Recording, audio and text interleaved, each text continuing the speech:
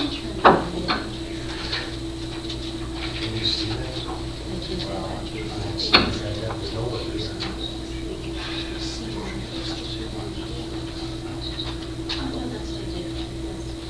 Good evening. I'm District Secretary Nancy Gamble Hatfield. It's Tuesday, February 3rd, 2015, and this is a regular meeting of the Dulles San Ramon Services District Board of Directors. Presiding this evening is President Ed Duarte.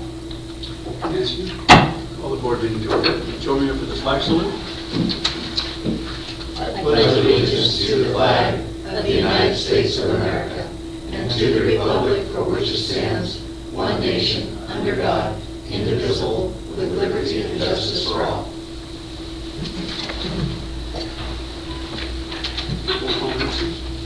Director Von Leopold. Here. Director Benson. Here. Director Halford. Here. Vice President Howard. Here. President Duarte. Here. Special announcement activities. Yes, President Duarte and members of the board, I actually have a couple of special announcements and one special activity. The first special announcement is for the record. Our new engineering services manager, Dan McIntyre, is in the audience tonight attending. We've already given him a little bit of work to be done by the time he walks in the door. Dan, we're real glad to have you here. We're glad to be here. Are we going to get public comment from him? Yeah. Don't scare him off. The other one, Bob, it's good to see you here. Filling in for Carl and thank you for him. It reminds me of some of the good old days, so good to see you here. Those are our two special announcements. Special activity, Georgie, come on up with me. We're going to do a special award. You and I are going to present this to the people who deserve it. I'll carry it. We might both have to carry this thing. We had to drive this thing home, and it's too heavy for anybody's life. This thing is pretty heavy. We'll pass it around. Wow. Kind of girl. So you have to actually keep that? But this was an award from the California Association of Sanitation Agencies. The district received it last week, this was Wednesday at the conference lunch. This is for what they call the 2014 Technological Innovation and Achievement Award. But the specific project it was for our residential recycled water fill station, which, just was, I think, a really neat idea. And then at the conference, Dan and Levi and Dan Lopez and who else was there? Sue presented it to a packed room full of people. A lot of questions, a lot of interest in trying to replicate it across the state. So a really nice project. Dan, I'd like to, Georgie and I can jointly present it to you. Why don't you come in? Where can you take a picture? Where would you like to take a Oh, let's see now, I guess a little over this way. Okay, Dan, why don't you come out in the middle, and we'll present it to you here. And, congratulations to you and your staff, and actually everybody, there was, the whole district was involved in some aspect of this, but you guys really took the lead. And that is really true. Jackie, there were an awful We're lot. talking, so she can take a picture. Somebody could Tell do what with is this. here. So I'll take a couple of quick ones.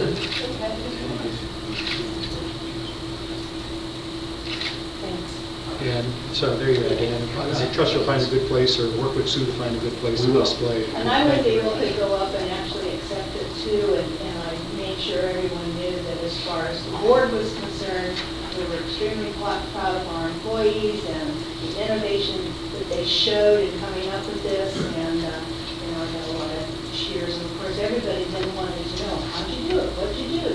And it ain't the talk to Dan. We never get away with that. Well, you don't know until you try. Just to talk about getting away with it, the story of Dan came into my office like on Tuesday or Wednesday before, and said, hey, I got this idea, we want to do this. You're never going to get through the regional board and stuff, it's not going to happen. But, if you have the energy and the time to do it, why don't you take a shot at it and run it? Literally, less than 2 weeks later, not only did they have the approvals and letters in hand from the health department and the regional board, but they were actually delivering them on to customers. So, kind of great opportunity, so thank you very much. Yeah, thanks. All right, thank you. Pass it around. Okay. Okay. Yes, right, yeah. Be careful, it is It is heavy. extremely heavy. And of all the odd Solid things, if you can glass. imagine, here we are Saturday, January 31st, middle of January, we had 65 people come to give us water. So even in the middle of the winter, we thought I'd do a county. Well, Dan, we said it before and we'll say it again. Thanks so much to you and your team for putting this together. I think a quick approval is an indication of the quality of the presentation and application that you gave to the board. So that's great. That's great. Anything else, Kurt? No, not only there's a few comments on the event. At this time, we're open for public comment. For anyone in the audience, to address the board on any item of interest within the subject matter jurisdiction of the board, not already included on tonight's agenda. And Dan, met everybody, and everybody's welcomed you, but on behalf of the board and formally, we'd like to welcome you and thank you for coming on board. We're very glad to have you. Thank you much. Put on your seatbelt and hang on. We love the board meeting. Let's at least have a token citizen comment. So good evening, President Duarte and board members. I really appreciate coming on board with DSRSD and the invitation to come speak tonight. I did want to comment that my coming to DSRSD I don't think was really anticipated by the city of Livermore when we were talking about Tri-Valley utility integration last year, but a practical application of Tri-Valley utility integration. We're getting that for a while. I've had a lot of successful years with Livermore, 12 years as an engineer, 12 years as a public works director, working more as a generalist. I've kind of become a specialist at being a generalist. I certainly look at DSRSD as a chance to focus on kind of one business area, the utilities area, and that's something that's of great interest to me coming to DSRSD. And part of that interest was inspired by the cooperative projects I've worked on with DSRSD staff over the years. And we go back many years. There was the Tri-Valley Water Retailers Group, where I worked with Bert Mihalchak and Dave Requa. We had the Tri-Valley Coordination Study, a very long, difficult process, a whole lot of talking. I think that the point of the process was to see who was the last people standing, and I think that was me and Bert. 30 meetings over a decade, it seemed like. Certainly there was the coordination on the drought conservation message last year, having to go really fast because of the really tight time frame and the issue of surface water supply being available at the end of the summer. And I had a chance to work with Sue Stevenson, Dan Gallagher, and again Bert Mihalchak, and I really enjoyed that experience. And then most recently, we're working on the water policy roundtables, and I've worked a lot with Bert on that. I will say that coming to DSRSD is in a sense coming home. My first 3 years out of engineering school, I lived in Dublin, so I'm familiar with Dublin. I have my favorite restaurants, Copper Skillet, and so on. All those some places that I knew disappeared, and that's a bit traumatic. I do appreciate the opportunity to work at DSRSD. I'm going to do my very best to kind of continue the traditions of Dave Requa, be a steward of his legacy, and to build on that and have success for the district. So thank you for having me aboard. So Mr. Mata, so now that we are very close to having a generalist on board, are there any latent powers that we can try to activate? I mean, can we do a golf course? I think our community services It's all that's, I mean, there are some latent powers still left in the law, right? There are indeed, and the Community Services District Law has quite an extensive list, and so there might be many opportunities for... But I believe in 1986, when the city took things over, we officially gave up all of our latent powers. Will we have an inside collab? Oh. Okay. And with the rewriting of the Community Services District Law, some of those closed doors may have at least slightly reopened. Anyway, something to think about. Welcome. See, we've already, the mind just come up with all these things. Any other comments? Okay, we'll go to reports. Yes, President Duarte, members of the board, for your calendars upcoming, a couple of things to note. We try to put these in chronological order, but I'm not quite sure I achieved that. This coming Thursday is the third meeting of a series of the Tri-Valley Water Policy Roundtables. This one's going to be held at the City of Pleasanton Operations Center on Bush Road. I think you've all been there before. Director Fine, Legal Vehicle, and Director of Healthcare are our representatives. I understand that a couple or three of you others may be attending from the audience. We have not posted this as a special board meeting to your participation if you would. If you wouldn't, it could be an observer or an audience. I'm not saying you have to do that. If you want to speak, just let us know when we post it as a special board meeting, but, right now it's not posted that way, so. Next thing is February 17, which is our next board meeting. It's going to be a board meeting, next couple of board meetings are like this, a lot of information transfer, a lot of sort of policy direction. One of the key things in that February 17th meeting is a workshop, kind of a workshop discussion setting on our long-term water supply management plan that's getting kicked off. We and the consultants want to hear your ideas up front before we get too deep into this.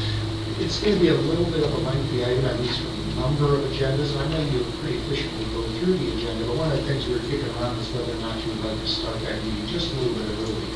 Perhaps start at 5 o'clock, we might have it. And I know you really look at that works, but we might be able to be a little more efficient with the time. Director Helker? Good? Okay, so we'll keep that in mind. Shoot for 5. We'll see how they adjust. Sometimes things have a way of slipping and we don't need it, but we'll communicate.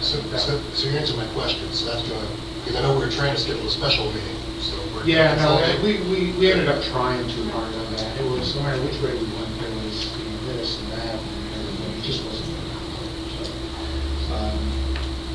So anyways, that's what's happening there. January 29th, last week Friday, looking back in history, the car wash opened in eastern Dublin out by the new Target store out there. Normally that's not big news, but we think, we know it's a recycled water car wash using recycled water. We believe it may be the first car wash in the state of California using recycled water.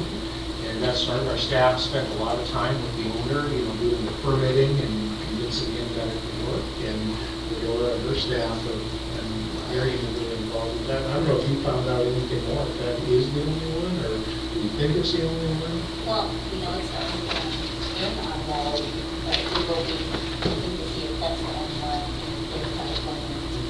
But it's pretty cool, whether it is or not, it's pretty cool. That's what we said. Seems to be a lot of firsts. Yeah. That was pretty good. The last thing I want to mention, and I think Director Benson will cover this a little bit with her report from CSDA, but CSDA's region, the Bay Area region, they actually call it a network, had a vacancy in their board from the regions. It's a limited term vacancy. I suspect whoever caused the vacancy probably didn't like November, it was probably in November. Anyways, it's a limited term board seat coming to the end of this calendar year to the end of 2015. If you're interested, we will need to know by about July 20th, a couple of Fridays from now, because we have to go through the process of writing a resolution and presenting it to our board. I'm sorry. July. I'm sorry, February. If you're interested, we'll pull everything together. If you're not, you don't need to respond. And there's been no correspondence to it from the board since last week. That's all I have. Concerning the approval of minutes. I'll move approval. I'll second. Moved and seconded to approve the minutes for the regular meeting of January 20. All in favor, say aye. Aye. Opposed? Motion carries. On the consent calendar, we have items 8A, B, and C. I'll move approval of the consent calendar. I'll second. Moved and seconded to approve the consent calendar. All in favor? Aye. Opposed? Motion carries. Board business, 9A. Mr. President Duarte and members of the board, this is your standing item at every board meeting about the district's drought management plan. It gives you an opportunity to give staff direction as to any tweaks you would like to see in that plan as the years and months go by. It gives the public an opportunity to address their elected representatives here about the matter. I would note that as we go into 2015, some of the things that some of the aspects of the drought management plan are a little bit different down at the detail level. We approved the new drought management plan in 2015 back in December. So it's not quite what it was in 2015 and 2014 in terms of the details, but the elements that I have organized on the agenda sheet are all the same. Now, we have a big rainstorm, the Pineapple Express, expected to hit the Bay Area later this weekend. So who knows how that's going to turn out. Usually those don't dump a lot of snow, but we need drop of water is good, and frankly, the reservoirs are so empty, there's space to fill them up, so that's not be a bad thing coming up. Really, we won't know for certain with regard to what the water is going to look like probably until April. I'd say by about mid-March, end of March, we'll have a pretty good indication of where we're heading. So we still have 6 or 8 weeks of uncertainty here. Quick question. How has the community been doing with getting the sprinklers turned off during our start period? We have been monitoring the water use using on Rock and the AMI system. We have less than 100 customers right now that are using more than 4,480 gallons per week, which is the criteria the board set. Most of the cases that we have followed up on are leaks this time of year. There are not a lot of people irrigating. There are a few. We've been trying to follow up with those folks as we've been able to. We have issued a few fines, but typically customer service has been able to call them, talk to the customer. The customer has then agreed to stop irrigating, stop doing bad things, whatever it is. So I think the percentage of our population that are still being bad, if you will, is pretty small right now. And when can irrigation come back on? April 1st. And 1 day a week? 1 day a week. It'll be 1 day a week, April and May, and then it'll go up 1st of June. Thanks. I have a question. Are we also, when we call and remind them, are we also sending like a little note that following up that we did call them? Well, it depends. If we're able to talk to them on the phone, we still count that as a warning, if you will. If we're not able to reach them on the phone, then we typically mail them a warning letter.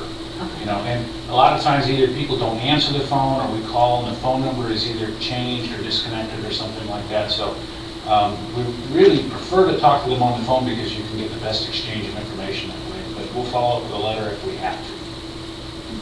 Just restating that we spoke to them and that they were included. And yes, and it goes into customer service keeps very intricate records of their conversations. So if they talk to a customer, it'll be entered into the record. Have you had a chance to talk to anybody from Pleasanton? I'm concerned that by not keeping up your drought warnings, that we're sending mixed messages again. Well, yes, and I've talked to Daniel Smith about this. Daniel explained to me that the reason they wanted to do that is to basically take a break in their enforcement program for a couple of months. Because of the way their enforcement program is structured, it's very staff intensive, and they were creating an awful lot of work because of that. Pleasanton did not do that because of any perception that drought's over or anything like that, or that the water supply is secure. I discussed it with Daniel. I said, we're kind of administratively deciding what level of enforcement is necessary based on the time of year and what have you. But Pleasanton chose to go by repealing their emergency declaration. One of the things that we've talked about, our customer service folks are going to have kind of a canned answer to give to customers, because if we have a DSRSD customer call and say, what the heck's going on, how come Pleasanton isn't doing it, and you guys are still beating us up over this, we'll have a response ready for them to explain, the difference between our two programs right now. And they have a Prop 218 problem with their rates, right? Well, Yeah, they don't have drought rates built in. No. So they had to go to more of a fine-based, I suspect they got out of it because they were, the only way they set a pricing signal was with a fine. yeah, they were actually taking when the bi-monthly bills would come out, then they would assess who needed to get fined and what the fines were going to be. So it took an awful lot of effort, and then of course people were pretty excited when they got a bill with a lot of fines and what have you, so it made for an awful lot of work. And of course, it's after the fact.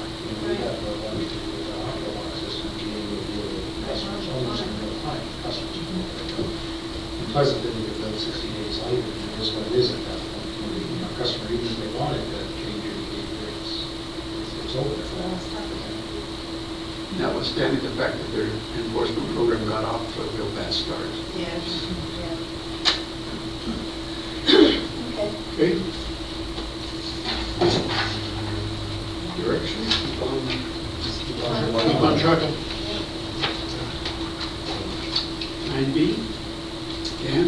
Okay, I just want or two members of the board. We wanted to update the board on nutrients, which is an issue that, if you haven't heard about it now, it's going to be something that we will need to be talking about in the future, because it is something that is being considered for, and this applies to our discharge to San Francisco Bay, which of course goes to the EBDA system. I have some slides tonight that were put together by BACWA, that's the Bay Area Clean Water Agencies. It's an organization that we belong to, and they have taken a lead role in representing wastewater treatment plants around the Bay Area and trying to make sure that as these new regulations unfold, that it's done in a very scientific way. And I think the slides that we've got tonight will hopefully explain that. Okay. If I can get my stuff to work here.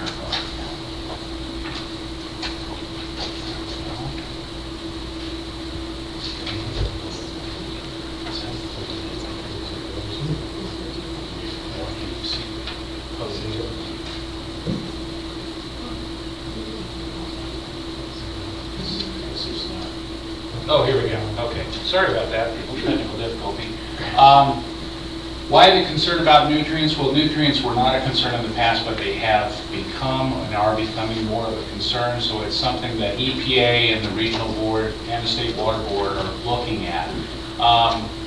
You might think San Francisco Bay looks okay, but there are some changes underway, and we'll be talking about those as we go through some of the slides. There's a strategy that's being employed to try to, if nutrients are going to be regulated for discharge to the bay, to do that as a regional watershed approach rather than apply limits to each individual plant individually. They're going to be taken as a group. So the watershed permit approach is really the best way, I think, for this to be done. It requires a lot of work on the part of the regional board as well as the wastewater treatment plants, but it's the way it's moving forward. BACWA, again, is serving as our representative in this, and Dave Williams, who, of course, used to work for East Bay Mud. He's currently a Contra Costa San board member. He's the executive director of BACWA, and he's leading this effort. There are costs that are associated with the nutrient program, and we'll talk a little bit more about how those are going to be divvied up. Okay. Where's it going to go? I think you got to point it back to the side.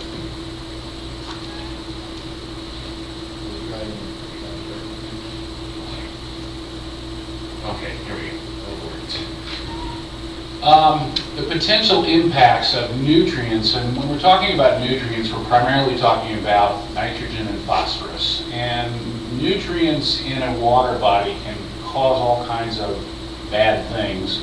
Algal blooms, they can turn the water to looking something like pea soup. They can infect fish and other aquatic species because the oxygen can disappear from the water. It's being consumed by this plant material and what have you. And so you can see changes in the species that are out there. So when nutrients begin to affect a water body, that's when the regulatory boards will start taking a look at that as something that needs to be regulated. Dischargers in other parts of the country have already been given nutrient limits depending on their water bodies. Many of those limits have been implied, or applied, I should say, based on precautionary science, and in many cases, they've been given very strict limits. And that's something that we're trying to avoid here with our case, not having limits that are gut reactions that are not based on good science. The cost to address this, if we were to do full nitrogen and phosphorus removal, estimated at $10 billion as a regional expense for that to happen. Just to give you an example, Sacramento Regional is being required to do nutrient removal, and the limits that they're looking at here, ammonia 2.2 milligrams per liter and nitrate of 10 milligrams per liter. Those are not even the lowest limits I've seen, but Sac Regional's cost is estimated to be between $1.5 and $2 billion to upgrade that treatment plant. So it can be very expensive to do. Now, San Francisco Bay is actually a fairly complex system with a lot of differences based on where in the bay you happen to be looking. Of course, we have this big ag influence from the Central Valley coming into the bay. The San Francisco area has an awful lot of urban runoff. And of course, you've got about 42 treatment plants that discharge into this collective water body. So there are a lot of influences, if you will, on that water body. The population is about 7.6 million people that live in and around this area. And again, nitrogen, phosphorus, high loads, and high concentrations are a concern in this area. Even though these are supposed to be slides made for the lay person, this is a chart that gets a little bit complicated, but let me try to explain to you what this is showing here. This talks about some of the nitrogen areas in the country where nitrogen has been an issue. Chesapeake Bay up here is kind of the poster child for nutrient impacts. The axis along the bottom is the nitrogen load, so it gets higher as you go to the right side. And this side is actually measuring the degree of algal bloom.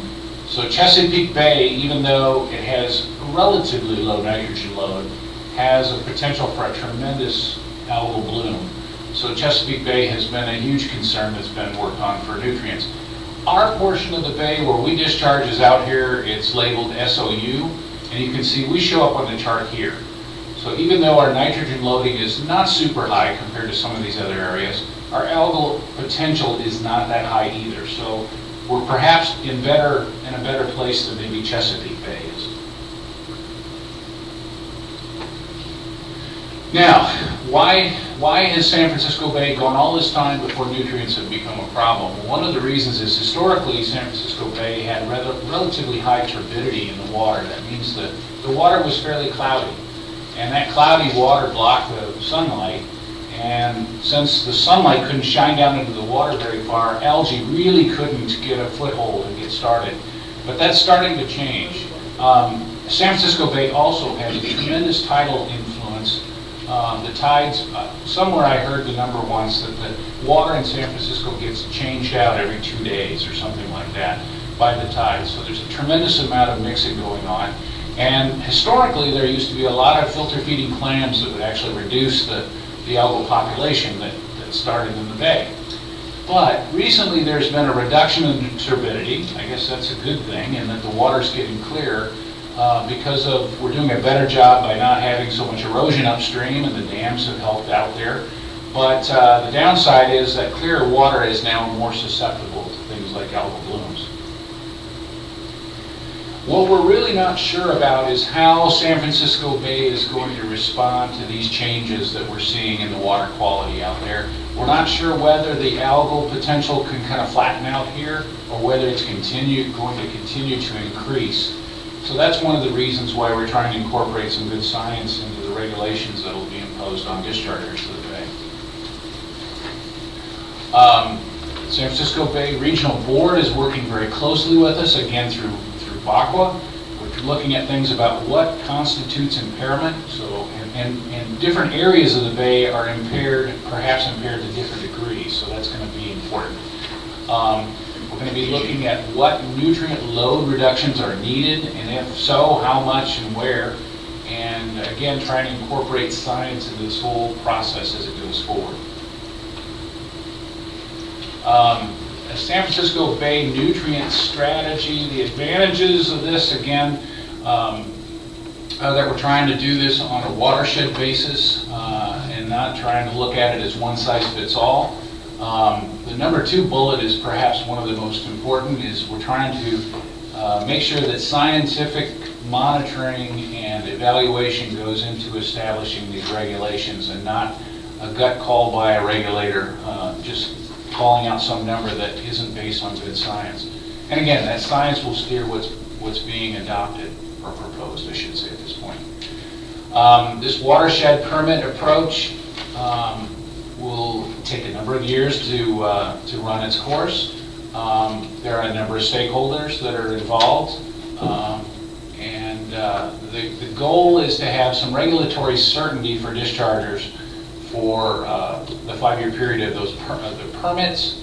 And the nutrients are a regional issue, and it's being looked at that way to see if there's an opportunity there to manage nutrients on a regional basis. We'll talk a little bit more about that, what that might mean.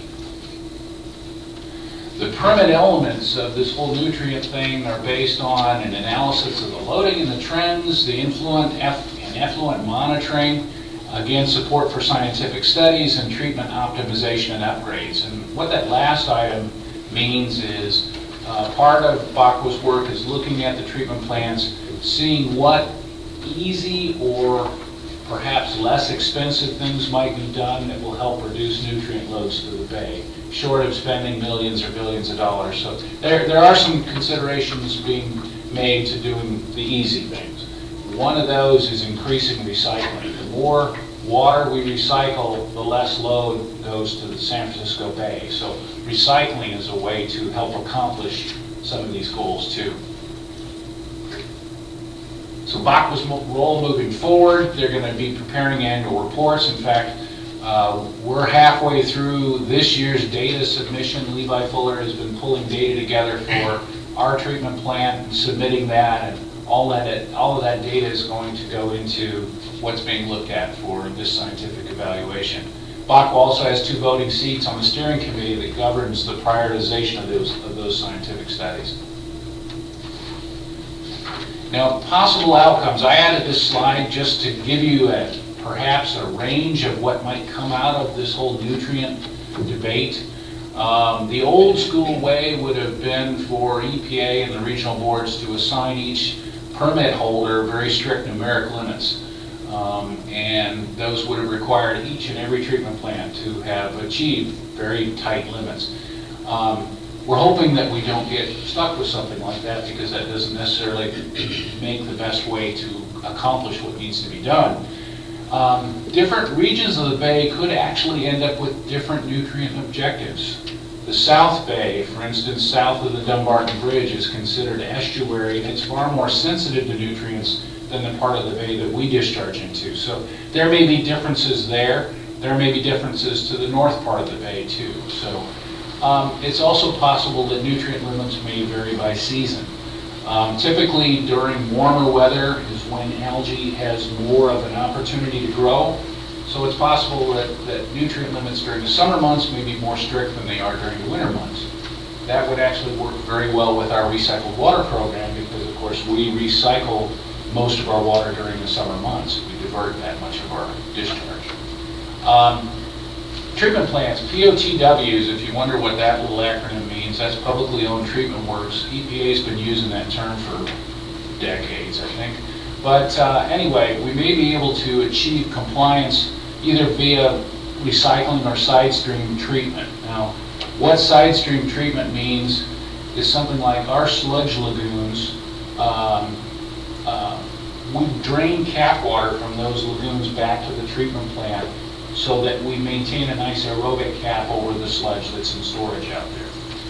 That side stream, when it comes into the treatment plant, is loaded with ammonia nitrogen. It actually imposes a pretty big demand on our treatment plant for treatment capacity. So treating that side stream to remove the nutrients may be a way to greatly reduce the amount of total nitrogen that's actually going through our treatment plant. So that would be a possible way to achieve a big reduction without treating all of our effluent to that degree. And mass loading limits are something that's being talked about. There's a possibility that we may be able to barter or trade credits with treatment plants that, for instance, want to do or are willing to do full nitrification. They remove all of the nitrogen and phosphorus. And another treatment plant that doesn't want to spend that money simply buys credits and basically reimburses them for some of that cost. So there may be some potential for some horse trading there. So that's something that's being talked about. Obviously that would require a lot of negotiation and work, but that's one of the things that's being considered. And the costs associated, there are costs associated with annual reporting, and a lot of this has to do with the sample analysis and evaluations of all of that data that's being generated. The cost of these scientific studies are somewhere in the neighborhood of $880,000 a year. year, so this is not an inexpensive effort, but we think it will be worth that. The nutrients, BACWA is obtaining the money, the funding for this via surcharges on the agencies that are participating. In fiscal year 15, the surcharge was $300,000. Again, that was divvied up to the 40-some agencies that are participating in this. Our, I should say, LAWMA's portion of that was about $5,000. So even though the total cost was $300,000, our piece is relatively small, but there still is a cost to that. That cost is expected to double next year, go up to about $600,000, and hit $800,000 in the following fiscal year. So the costs are going to go up as more and more data is being analyzed and worked on. So Dave Williams put these slides together, and he put his contact information up here. He's more than happy to answer any questions, and likewise I would be too. Yes. Do you think it would be possible to build a collaborative kind of treatment plant at the EBDA outfall so that Hayward and Royal Lomond, San Leandro could share the cost with us? Or does it have to be at the treatment plant? There is a possibility of doing something like that. The practical, I guess there are obviously practical issues that have to be looked at because EBDA's outfall, I don't know that they have property to build something like that. But there has been discussion at the EBDA managers meetings that I attend about possibly doing something like that. So it is a possibility. One of the questions you might be thinking about is why are we doing this presentation to you now? Very shortly, engineering will be bringing in the recommendation for a consultant contract to start a wastewater treatment plant master plan project. And how we plan for our site and our facilities to put a possibility of future is going to be a pretty significant aspect. So it's starting to come. It is real. It's coming out there. In fact, 10, 15 years on some of these things do become. But it's a real issue. People are spending more money. I know they've been talking about this for several years at CASA. Question is, do you have any idea about what fraction of this is the agriculture? I mean, does wastewater treatment plants make a difference? Are they small compared to agriculture coming in the delta, or equal? What fraction? Yeah, I don't know the answer to that question, Pat. I know that ag definitely has a nutrient load on the bay, as does urban runoff too. Yeah. I don't know what fraction is coming from those sources. Treatment plants are generally considered a point source, and kind of historically the regulatory boards would use treatment plants as one of those knobs they can turn, whereas it's much more difficult to change ag or urban runoff for that matter. I mean, But they have been talking about treating stormwater, so that will get some of the urban runoff problems resolved theoretically. Yeah, I'm just wondering if we're just going to work like crazy on the 10% of the problem. That's one of the, you go back to Dan's point about good science driving Yeah. decisions. That's part of the good science. There's a lot of questions, serious questions being answered in that, and being asked in that. The answer is nobody knows. No, and that's good news because we don't want to feel like the Mercury thing from a few years ago where, they're after the treatment plants and fix up that and during the gold rush. Do we have any, I know it's virtually impossible because it's like unknown, unknown.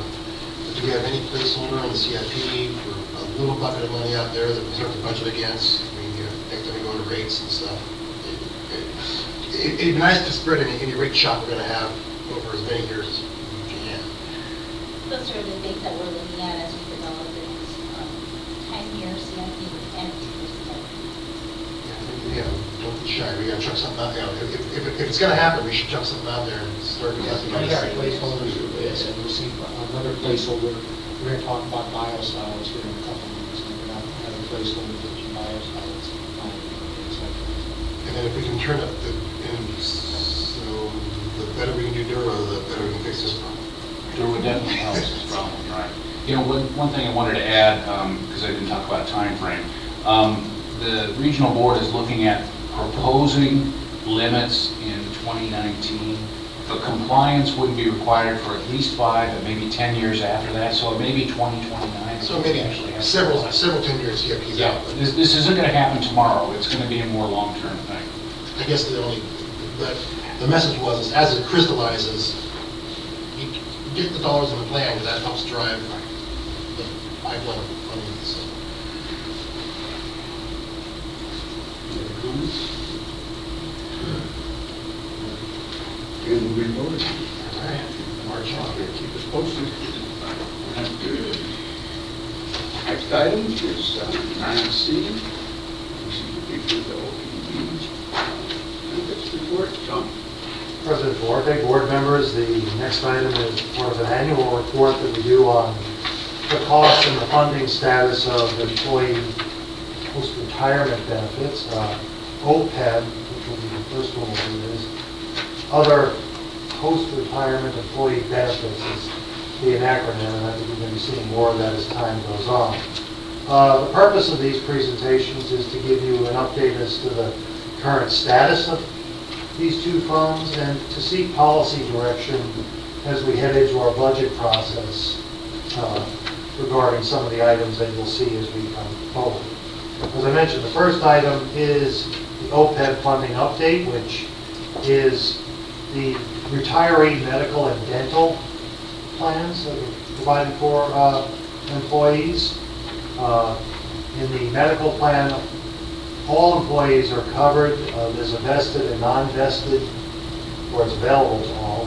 There's a vested and a non-vested portion. As you may remember, newer employees have a vesting period where they come in, and that has helped us in our cost control going forward. The dental plan covers employees hired prior to July 1, 2014. The district contracts with another word and acronym there, SERP. SERP is an entity of PERS that was set up specifically to provide service to agencies, cities that are handling retiree medical funds. You had previously directed us to use this third-party agency to move the funds aside so that they were earmarked and set aside to pay these future debts. The numbers that you'll see in here are basically based on a presentation made by CERP staff during a visit here to the office in December. Who is CERP? It's, like I said, it started off as part of PERS. It's been growing. They came with a nice little chart and said there's 427 agencies or cities working with them, $660 million under invest they've received from employers in 1 year, $1.2 million in trust. So it's growing. That last line added in, they were very pleased to say that they're controlling their costs well, so that the fee that they charge, which is very important when you're looking at returns, has actually dropped 2 basis points. Not a big number, but it's better than it going up. And you would expect some efficiency as the trust itself grows.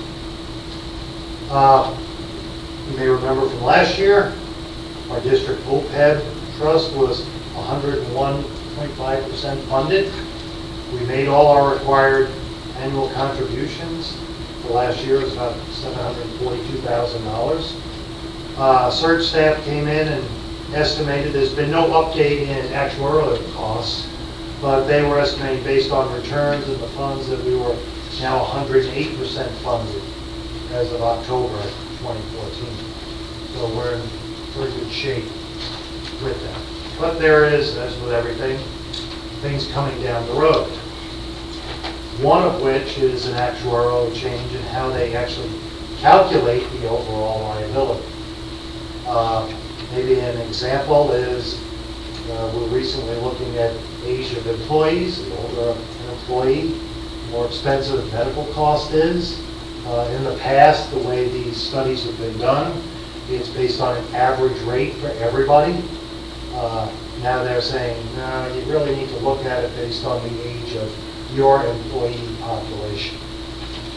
And we're a little on the older side, as I'll speak just for myself and my volatile, challenged head. But, you know, an older organization is going to have higher costs.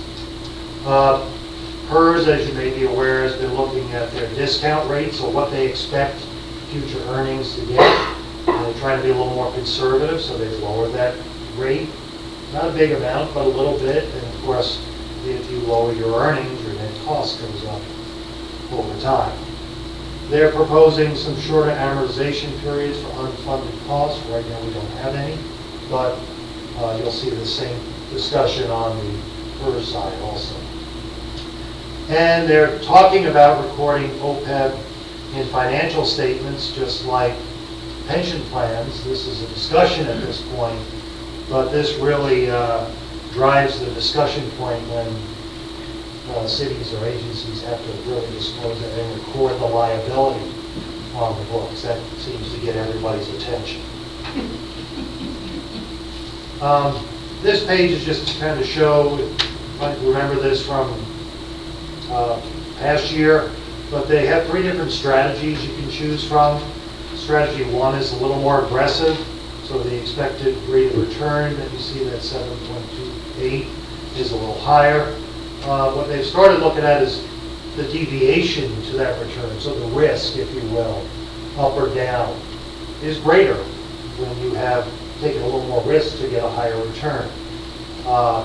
Strategy 2 is a little more conservative. Strategy 3 is, you know, the most conservative that they offer. And you can see the return changes by about a point. But the deviation has a bigger variation. You don't have as much variation in that. All the certain allocation strategies share the same basic assets they're moving back, just how they earmark the earnings to each group. This kind of gives you, you know, what they're invested in. So you can see in strategy 1, the higher risk one, there's more in equity. And that's if you watch the market, the ups and downs of just the last 2 weeks, I think. We swing up 1,000, we swing down 1,000. I don't know, one point today it was back up 300 points. But the equity gives you the greatest return. As you come across to strategy 2, you see there's a little less in equities, a little more in fixed income. And by the time you get to 3, if you look down at Treasury inflation protected securities, well, that's a lot lower earning, but the variability in it is a lot less also. We are currently in strategy 1, and that's worked very well for us so far. And this is just a recap of where the strategy 1 is the last month, and this is as of October. Of course, if you come forward, take into more account the ups and downs of the market, but the 1 month at that time was 1.3.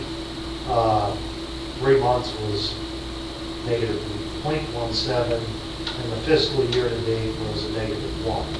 Over the 1 year before that, it was a 7.3% return. 3 years averaged almost 11%. And you can see the other groupings, they will vary in the 1 and 3 year returns. You'll see a lower return. The reason is NA for strategy 3 and 5 years, it's a newer option that's come available. So going forward, right now we're in good shape. We're recommending that we stay the course with investment 1. And the reason is we have some maturity coming for the next year. We will be doing this coming year an updated actuarial review to take into effect some of the new rates and the new cost estimates.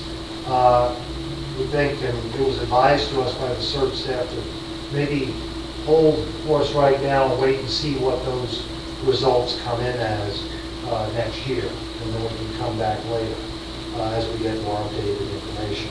And as we did last year, we plan on doing this update to you each year. So this was kind of the good news of it. It's getting better. If there's any questions, or Bert, we've kind of talked about this on and off. Is there anything else? No, I would just say that, you know, when OPEB was first identified as an issue, our initial OPEB liability was 8 figures, it was over $10 million. And we were anticipating that this would have over the last 76 or 78 years, we've actually gradually paid that down to the point where our last actuarial has been positive. For the fund. So that's great news. What was painful, this happened during the recession, but what we really need to do is maintain that discipline going forward to stay at that level. And there's ways you can affect what that liability is, in terms of the investment strategy, but there's also some actuarial assumptions that go in there that can come into play as well. Depends on Here's another one. This is one that hasn't had much press over the last year, but it's really starting to get some attention. As we look at some surrounding agencies, and Orloma's actually, they have about a third of our assets and liability, but they're at 100%. The other end of the extreme, we read the numbers right, Livermore's OPEB is only about 4% funded. So, and that's a range that you're seeing, it looks like across the state, and that's why that's coming up on the state levels. They've been focusing on the PERS retirement almost to the exclusion of this side. So there's a story around, kind of coming into reform for OPEB obligations as well this year to be done in business. So if I understand right, many entities aren't funded at all, they're pay-as-you-go. Yes, and that's what the worst extreme. Yeah, what that's doing is just paying today what the retirement agrees to do. And so if there's any change in cost, you fall further and further It's behind. like paying the interest on the credit card, big credit card balance. That's good news. Not that I'm proposing any changes, is there any difference in the current year payment if you choose? I'm assuming by choosing different strategies, you affect your current year payment because of the discount rate. So That would affect the future one, yeah. the next one. Yeah, and you'll see that we have differences on that coming up on the PERS side with Right. unfunded liability, because this one doesn't have one. So when we do the study, the next actuarial will build in, you'll be able to tell us what the payment would be for any of the three. Yeah, that's what we had last time, we can look at it and see. And obviously, the more conservative the approach, Yes, you know. the bigger the cost. yeah. And then one last question, these rates of return, these expected rates of return, these are net of inflation or are they inclusive of inflation? Which one are you talking about, on this chart with the Yes, circle? no, the chart report.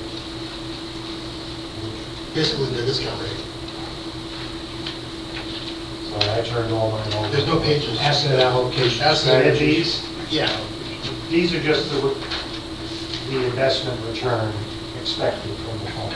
not net of inflation though. No, So these aren't that, these aren't that crazy then. no. All right. I mean, if you don't, following in the news, that's what PERS has been using. They're trying to tweak it back, but there's a slide in the next presentation. When you see the 2/3 of the income that's used to pay people comes from investment earnings. Well, It's heavy income. Basically, these are the last year's worth of returns prior to October. Well, no, they're expected, so they're kind of a discount rate in their, Well, that's. it's a discount rate they're using in their actuarial If you model. look at the 1 year prior return, you're right, hang on, so they're basically expecting. All the bad news. Depends on how you look at it. It is what it is. So CalPERS provides the retirement pension fund. We have two different groups. So 2.7 and 55 covers the majority of employees. We are now up to 3 employees, and we're at the new federal rate at 2% at 62. This will keep changing. This is a change that's coming down the pipe too as new employees are added, and will have an impact on rates. So every year, CalPERS provides an update to it. They have some fun this coming year, because they've got to start breaking out every agency. But the reports lag by 2 years because of the massive number crunching that they have to do. So the rate that we're figuring going forward for 15-16 is actually based on data provided in 2013. Something only an actuary can work. As I was mentioning a minute ago, investment earnings is very important. but this is also time value of money. So as Bert mentioned, having the discipline to put money aside. Those that aren't putting money aside are just living on that, if you will, the 34 cents to the right, and so the debt is building. But 2/3 of the payments we're making will come out of earnings over time, if we're putting it aside as people are earning.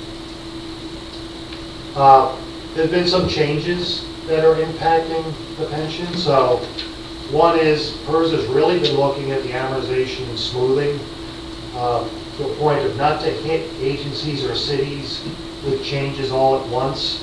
So they will amortize gains or losses over a 30-year period and then smooth the impact over 5 years. So don't ever expect to see a rapid change one year or the other, up or down, because they've kind of taken that out so that it doesn't impact everybody too much in 1 year to year.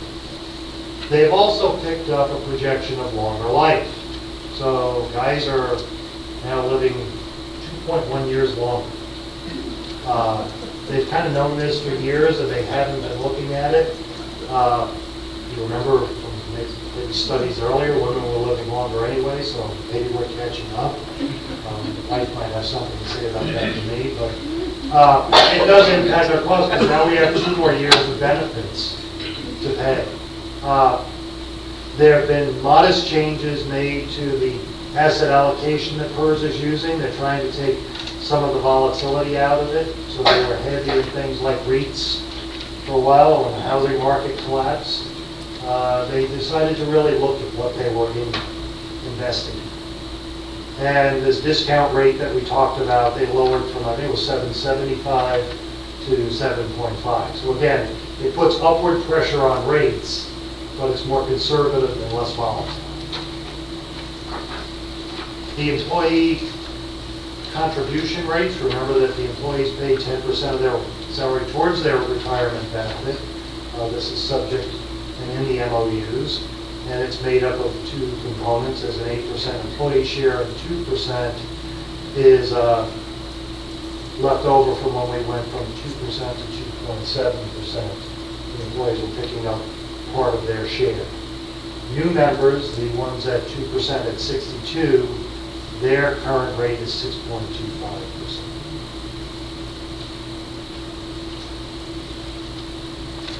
The district also pays an employer rate. It's called this normal rate. You'll hear that in a lot if you're around any pension. So it's the amount that we pay for a normal year's benefit accrual. There's also a monster called this unfunded accrued liability. That's the money that hasn't already been put aside. So if an agency were just paying as they go, and then there's a change in like 2009, a big down year, you got to make it up at some point. One thing that is changed, we talked about change in the makeup of some of the funds. So we're going to have more and more people coming in at this 2% at 62. Well, you're going to have 2 different pools. And we're in a pool right now. Well, you're going to have 2 different groups and 2 different rates. And instead of blending the rates, they're going to calculate the accrued liability. You'll see the numbers as we go forward. And then agencies will be better able to understand what they're looking at as opposed to maybe just looking at percentages of payroll and salary. There's a bit more detailed tracking. Yeah, and it, as one fund of employees drops, so as there's more coming into the other one, you know what's related to that older group. So for 14-15, our net employer rate, which is after the employee contribution, is 14.69%. Going forward for the next year, 15-16, it's 15.67. Hold in mind, there's no one thing that challenges, but remember with the smoothing, it's going up over that 5-year period. John, just to clarify, that's a percent of Payroll. So on a $10 million wage and benefit, you can see it's a good-sized number. Just for some history, this kind of bounced around all over the place. You can see that nice spike in there. If you look down, that's 2010. That's when they were adjusting to the market collapsing. We went way down. If you notice, The side fund, which was left over from the change in the fund, we paid it off.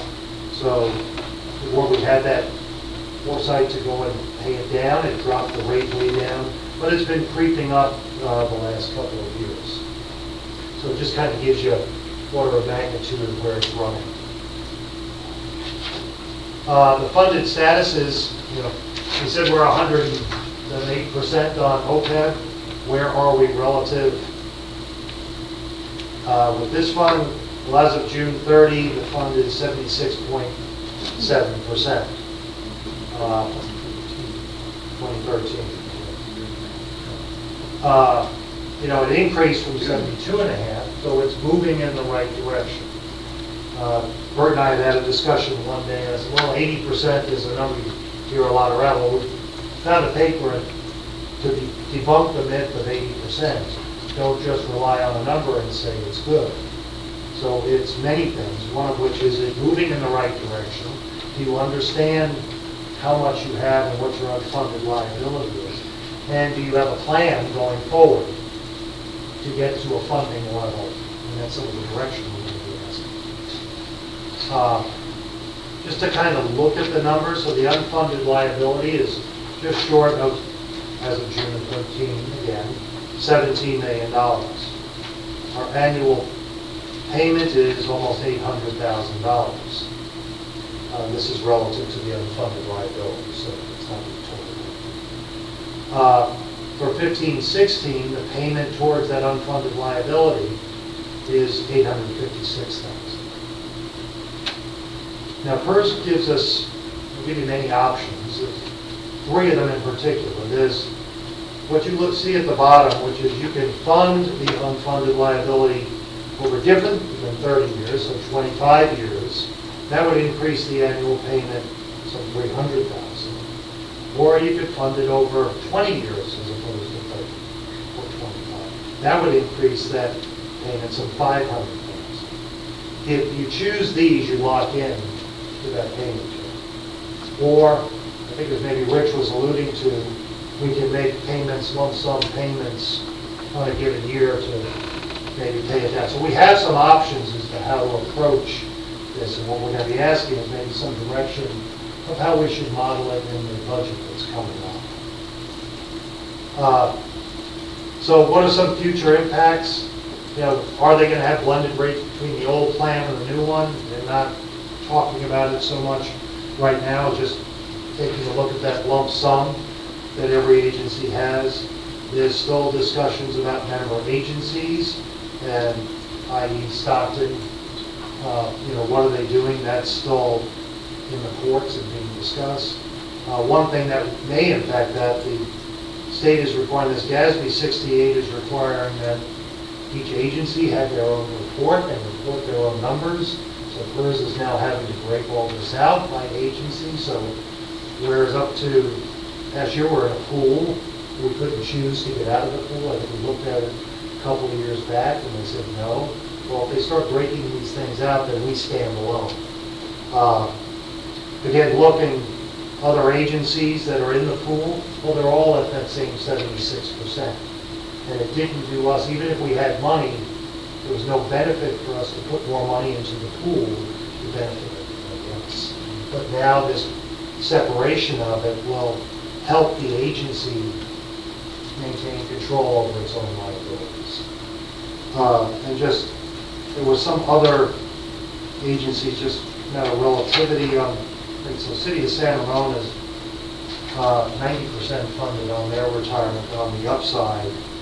Most of the others in the area, let's see, Livermore was about 73%, East Bay Mud's about 76%. Just to give you some order of magnitude of numbers in the area. So there's some changes GASB is requiring as far as recording it this year.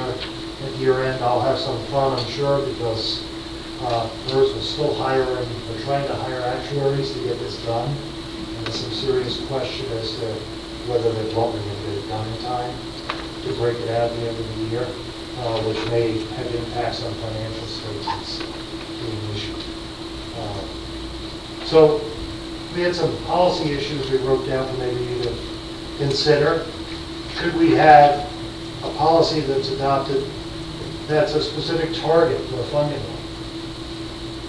line? Should we do prepayment?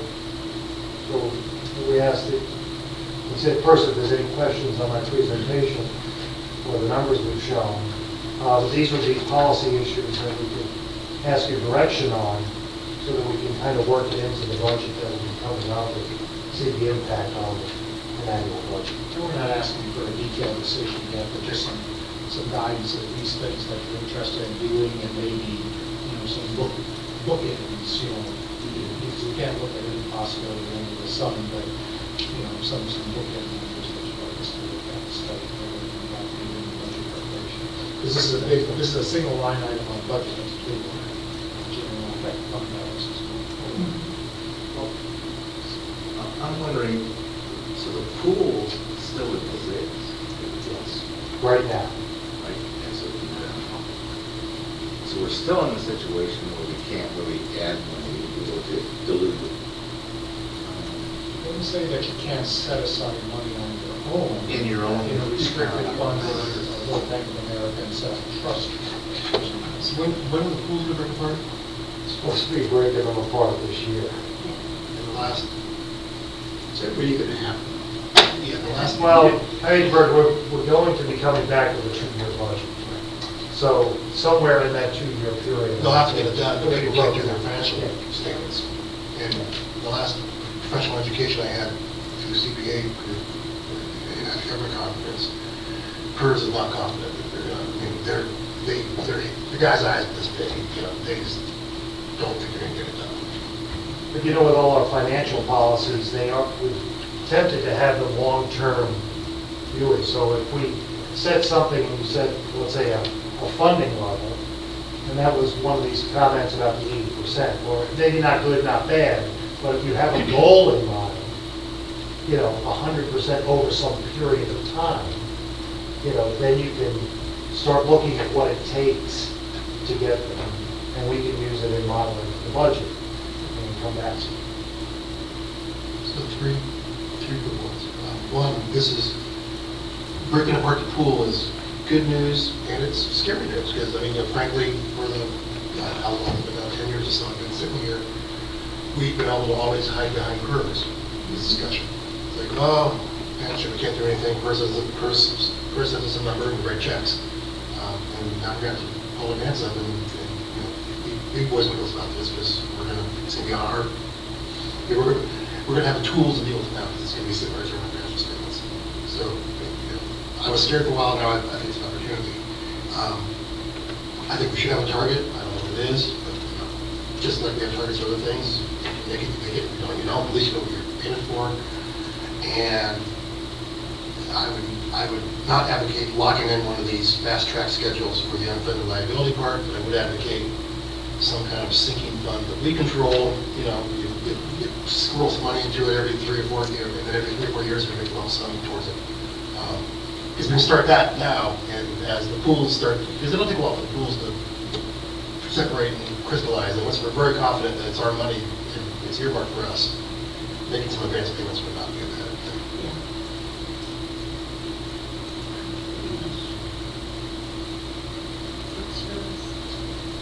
That's a great. Quick question, all right, so the paying down the 16.8 unfunded, right now the number, the 856 is designed to do it over 30 years. So if we wanted to accelerate it, we'd have to figure out the difference, and if we wanted to knock 10 years off it, we'd have to figure out what kind of sinking fund we would need and make a lump sum. And keep in mind, if we do our own sinking fund, we're not going to earn, we're not going to have. we're limited on what we do. We wouldn't want to let it sit there very long, because it won't keep up with inflation. But I certainly don't want to send it to PERS before I'm confident that We'll get it. it'll count on our scorecard.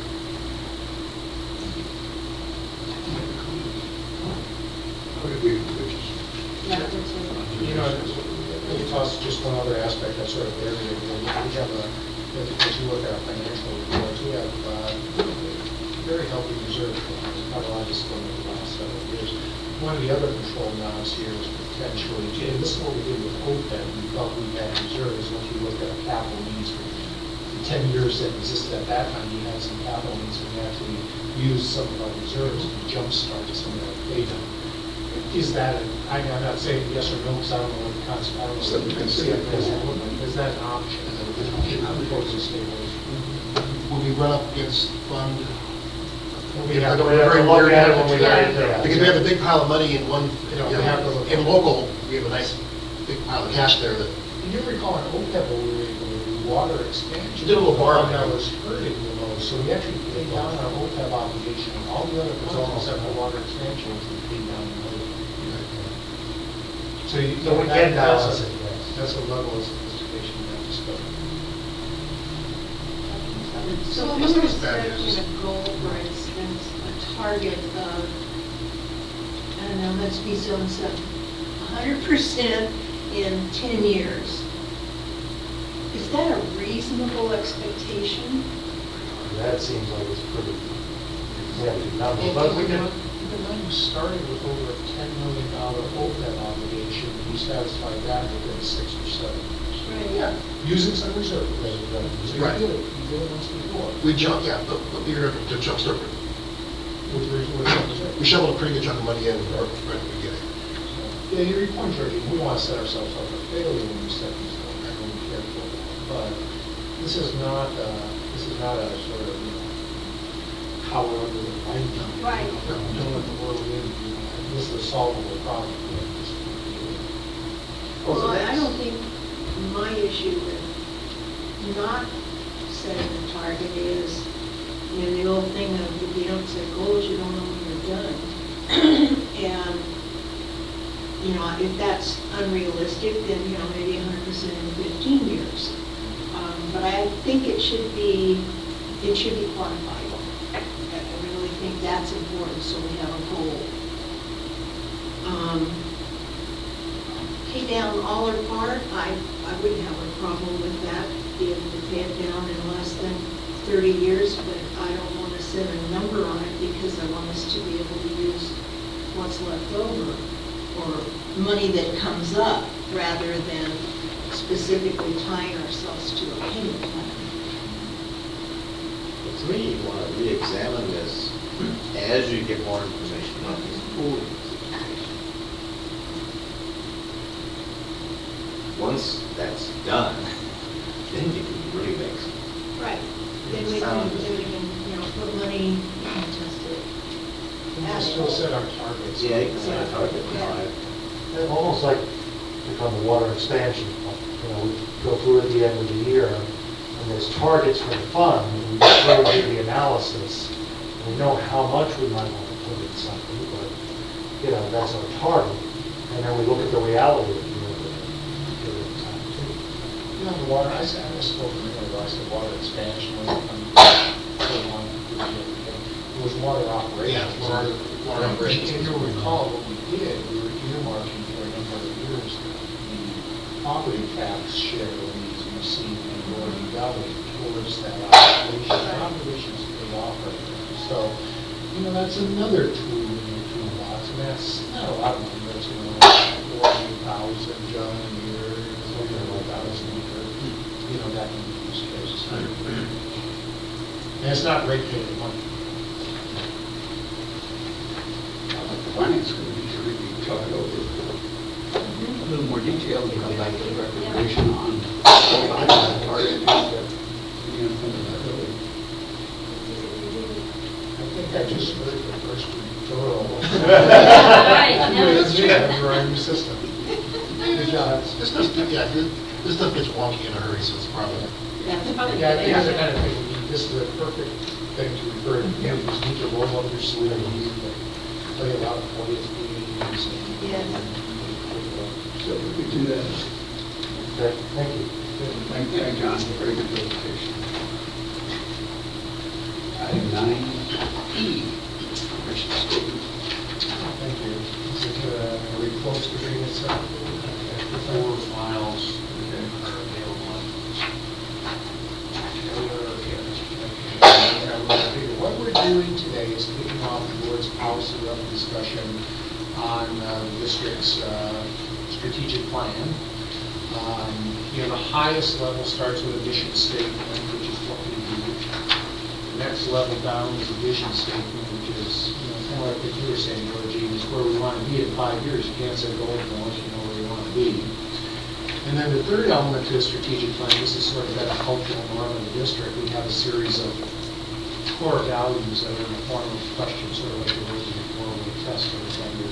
Confronted with a decision, we should benchmarks against which you have to hold it. And look, we actually saw some of that this year. You'll remember with the cell phone reservoir at Reservoir One, where one of our customers said, look, these are our core values, and, they, so I thought that was, was pretty impressive. So it is used. They read the website. Now, what we have done, and this is the kickoff discussion of that, we'll be talking about goals in about a month or so. We're talking at the highest level. What we did at staff, I solicited comments and thoughts for revisions to each of these, the mission statement, vision statement, and core values. Frankly, I'm not expecting, and the changes we're proposing are pretty tweaky in nature.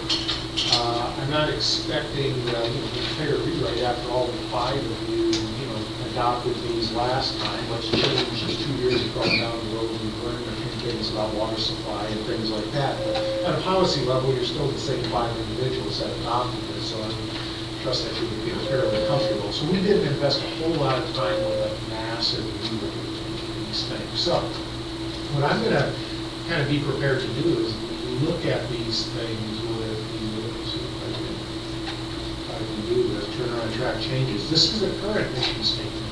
Our mission is to provide reliable water and wastewater services to the communities we serve in a safe, efficient, and environmentally responsible manner.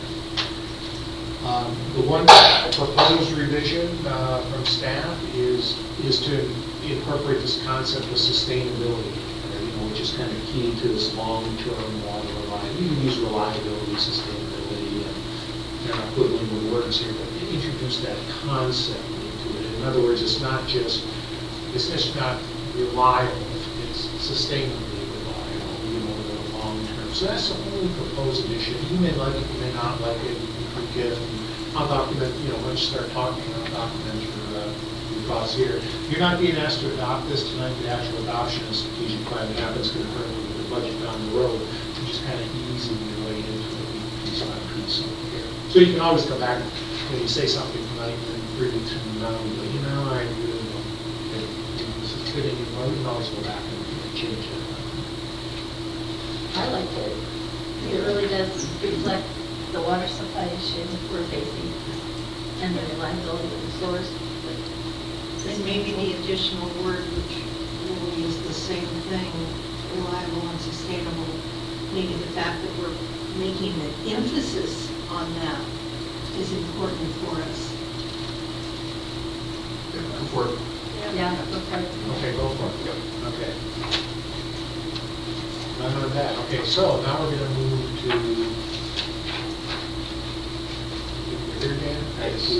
vision statement. Vision statement is a little longer, it's a little more involved because it's talking about what you want to be. It really is very high-level goals about where you want to be 5 years. Not so much what you want to accomplish, but what you want the district to be 5 years from now.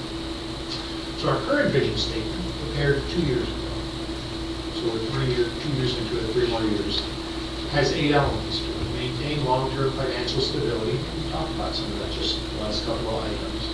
Develop additional and more reliable water sources.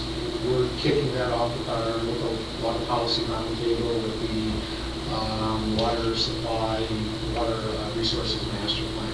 Diversify the use of biosolids. That's taking a little bit longer than I would like to see, but it's moving forward. We will be working on the AB2E project. Develop and promote a culture of safe operations district-wide. Deliver utility services more efficiently and effectively by working with our regional partner agencies in Tri-Valley.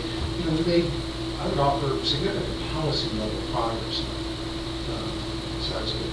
Maintain a highly qualified, motivated, and innovative workforce. Enhance our public information, education, and outreach methods to ensure public awareness. But that was really important during the drought, as you know. And part of that was a new website and things like that. I'm just giving you a few examples of what this kind of vision statement will. And continue our partnership with Camp Parks as development occurs. This was a kind of an acknowledgement about how significant the development of the Camp Parks. That's the last big single development project that's out there. So, this was adopted 5 years ago, or 2 years ago, for 5 years. What we've done here is kicked around a few ideas. It's a little hard to read on this, I'm just going to make it a little bit bigger at least. In the next 5 years, and the underline is some proposed additions, strikeout is proposed deletions, obviously. But this thing grew a little bit as we kicked around. Now it's up to 10 statements right now. I think they're all important. You know, maybe you can see that they're maybe not to the level of a vision statement. Maybe we want to drop back to goals. I don't know if that's what I hear from you. Maybe a little bit of consolidation. But first one, unchanged with regard to funding, so at least as we propose it. So I'm going to be. Yeah, I like that. And we did get our solid AA credit rating. So. Very good. Number 2 got tweaked a little bit, kind of the spirit of the mission and what we wrote this year. Secure a more diversified water supply for communities we serve, including an integrated valley-wide recycled water distribution system. That's an acknowledgement of how we're branching off to incorporate Pleasanton. Pleasanton's fine, and Livermore is going to be one big recycled water system. The previous vision statement was to kick off that effort. Now I think let's make it happen. It almost looks like 2 separate visions. Two separate statements. The including was the intent, because this thing was growing on. Yeah, it gets bigger and bigger. Yeah. I mean, the words are still there. Yeah, it's in thought. It doesn't. Am I okay with that? Yeah. Third one, no changes proposed. As I said, this process is going along. We had really a couple of good conversations over the last month about how we're going to go ahead and implement this as a regional project, and it's becoming real, but it's taken a while to get there. There's 19 agencies involved in the Biosolids Coalition right now. Identified a vendor to provide some technology, identified some funding sources, so it's getting to a point where it's getting real. I mean, it's super important. The DLD's scary right out of the water. The 2 things that make me fall asleep. It's funny you should say that. One of the points I made in the note I gave to Bert in terms of top things was, I'm worried about the DLDs. We need somebody to get really excited about it. They will create a lot of trouble for us. It's dirt cheap, no pun intended. It is dirt cheap, but. And this was a new one. This was a statement that we thought needed to be elevated a little bit. It was a goal in some of the goals. And we haven't gotten to, frankly, a drought gotten away just about everything this past year, as you know, but enhance our ability to respond to emergencies and maintain business continuity. And this is different than safety. This is emergency preparedness and recovery from disasters and things like that. And I think we're okay here. I don't want to scare you in saying that we're not doing this. I think this organization could be better in that regard, and that's kind of why we're proposing that. I agree. Given all the things that happened with Napa. Yeah, the Napa was a little bit of a wake-up call. That was huge, and the integration of a lot of the services that people have, that were utilized from different agencies. It was quite an effort. Number 5 recognizes the progress we made. Instead of develop and promote, continue to foster, just sort of a change in intensity. I think it's an important message to both to the community as well as to our employees, that this is a high important value for. The next one didn't change. Deliver utility services more efficiently and effectively, continuing to work with the Tri-Valley integration. We kicked that off. It kind of got sidetracked a little bit this year with the drought.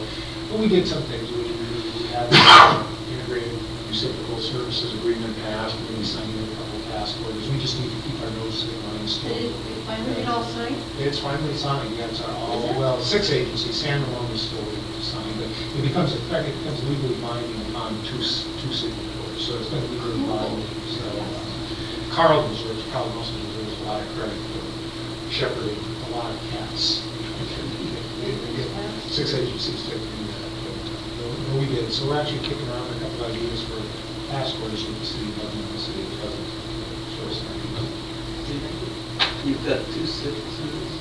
You didn't cross one out. I'm sorry, what? You've got 2 6s. No. Yeah, sorry about that. Unless we want to throw one out. Numbers, well, the next number 6. 6 feet. Maintain a highly qualified, motivated, innovative workforce. You know, that's been a goal of the district for quite some time.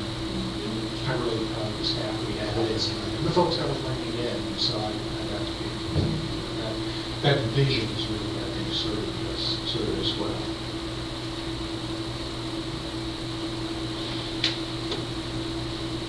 Okay, good.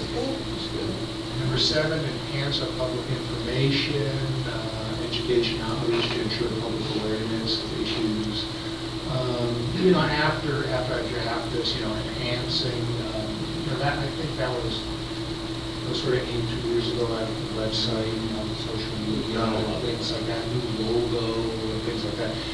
I think this is still very important, but we may just want to play with that, enhance, you know, kind of like I did above, you know, which is instead of develop, you know, continuation, maintain our public information.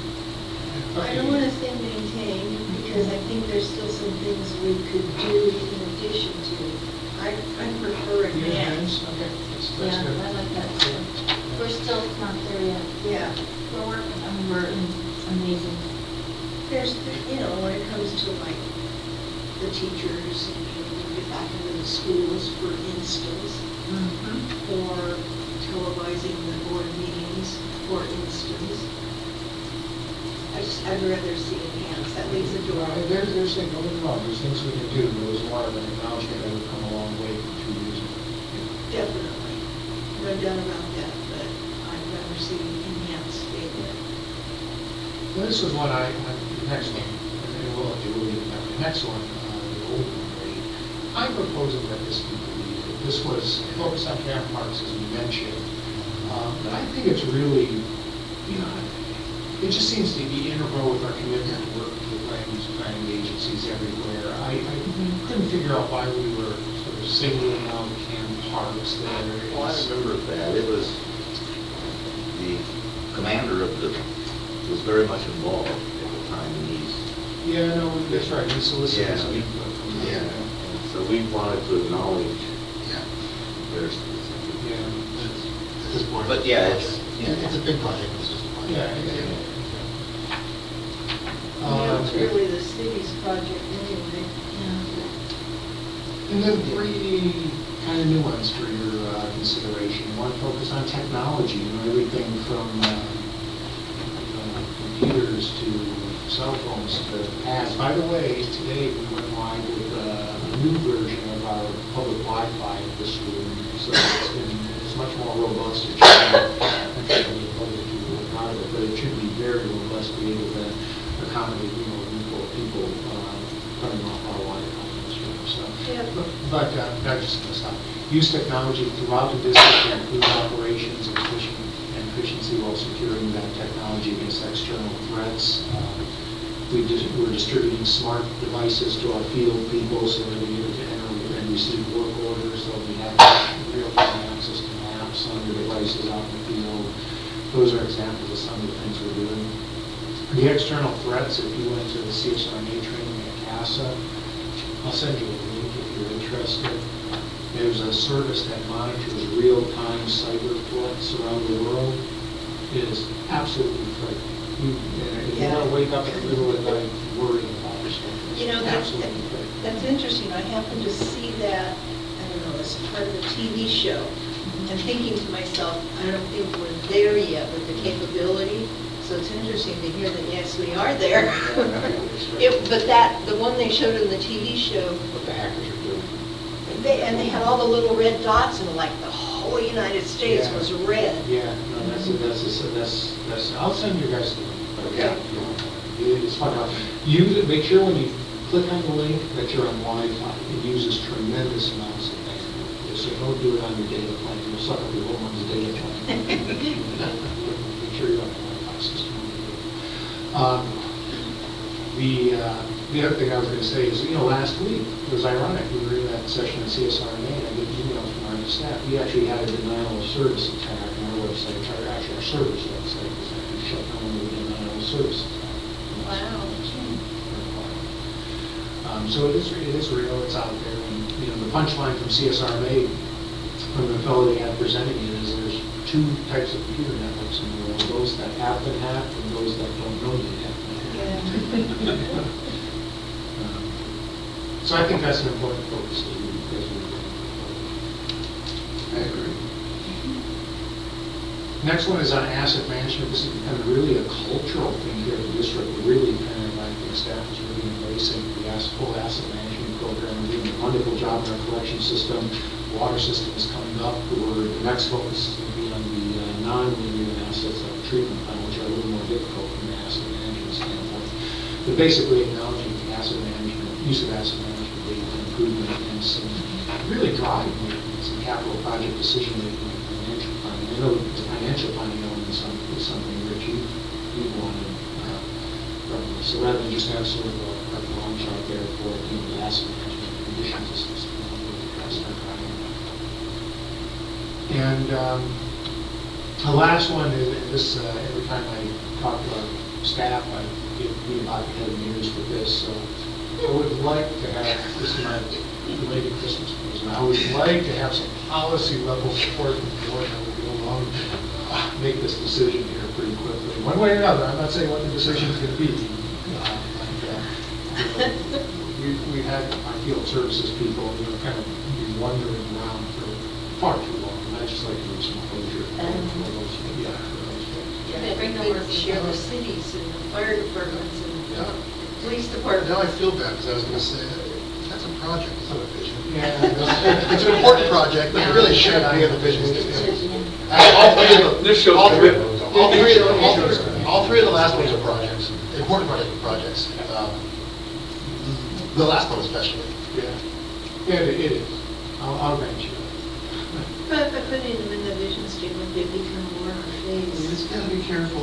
11 bullet point vision statement is getting a little It's long. pretty long. And on number 8 and number 9, I'll tell you, on number 8 and number 9, we are doing that, we will do that, whether that's important enough for you to elevate to a vision statement or not. That's stuff that we just need to do as an organization. You could argue the same thing as number 10. As I said, I think this is the camp parks. Are we still underwater on that property, or has it only appreciated back up? This one? The property we bought years ago, are we still underwater on it, or? Oh, that's a good question. We'll have some information. We bought it in like 2006. What property? When the market was going so I great. don't think we could be underwater. Oh, we were way underwater. Now. No, we're pulling together some information, so by about April, we'll be prepared to have an intelligent discussion about options on that. I know we got crushed on that property, but we bought it like at 6 or 7, right? Right when the market was going through the roof. Maybe not now. We were deep for a while. Yeah, but they're, they're making ground on a courthouse, and that property's going to be pretty valuable. Yes. Yeah, Yeah, all right. well, and across the street too. Yeah, but everybody's true. Well, public, we're talking just about public safety, about public safety. Yes, but far behind it. All right, let's go with 11-point vision. It's a good place All right. to, we can rent it. 11-point vision, two number 6s in there. Yeah. Oh, no, it's only a 10-point if you do 2 6s. I mean, half, right? That would be a really good thing, is to do it across the street. Across the street where. They have property right across the street at the Delta Safety Center. Well, They're that's looking why I said, it's too bad we can't share with the fire department and the city and the police department and all these other corporate yards that are showing up. As we're talking to them, the devils are in the details, so they all are. Of course, we do have this unused property next door. Yeah. There's 6 spaces, and if I gotta remind you The that. big back in fence the- up, and back in the day, city loved that. ones at this site. Yeah, so are we good with this? Yes. All right. So last one, now this one's a little more involved, but actually, these are our core values, and, there is there's a statement on what the core value is, protecting public health and environment, sustaining financial stability. And then these are the kind of the rotary model, what's the question you ask to get at that core value. Those are the ones that are, read it. Those are the 8 core value statements. We are not proposing any changes. We think they work very well right now, and unless maybe based on the experience we have with the cell phone situation, we wouldn't consider change it. But I think it works very well. I don't think our values have changed. But thank you for that, walk you through it. What I'd like to do is get you, and thank you very much for the ideas you have for possible goals, and maybe we can start getting those around the staff next week. But what I want to do for you is get you thinking about goals in detail, because we'll have a goal discussion in our first meeting in March, at least that's what's scheduled for. So what I've done here, you can grab them, pass them on. These are the goals, not the work plan, not the to-do items. These are the goals that are in our current strategic plan some of these are completed because the plan covered a couple of years. I just want to get you can stand through it very easily. You might start getting ideas about what are possible goals, etc. You might see how some of the information you've already given me is incorporated in here, or could be incorporated in here, etc. One of the things I'd like to do, though, as we move forward with goals, this is the 4th version of the strategic edition, fifth edition of the strategic plan that we're working on. And this thing has grown a little bit over the years. You know, every time you just like our vision statement did, you keep adding stuff on. This has gotten a little bit unwieldy. So one of the things we're just going to try to do is kind of turn the corner a little bit. Not to say that any of these goals are bad, but that's going to be kind of one of the things we're going to try to do.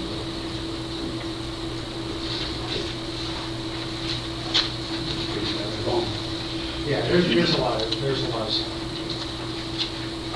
And they're all good things, so you can't argue with anything that's in here. On the other hand, you can't work on 15 things. Consolidation. So that's just for your reading. So thank you very much for that. That initiatives. As part of this.